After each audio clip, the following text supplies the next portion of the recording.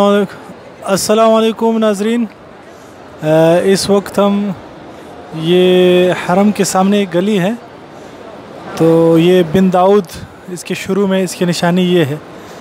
और ये इस गली की खूबी ये है कि यहाँ आपको ये लेन नज़र आ रही है।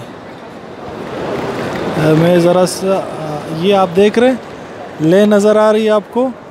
ये यहाँ जो हज़रात अल्लाह के रास्ते में सदका करना चाहते हैं वो आते हैं और यहाँ से चीज़ें ख़रीद के खाने पीने की, जूस वग़ैरह, ब्रोस्ट वग़ैरह और इसी तरह शौरमा, वो फिर लोगों में तकसीम करते हैं। ये मुख्तलिफ़ हर दुकान के सामने आपको लेन नज़र आएगी, औरतों की भी और मर्दों की भी।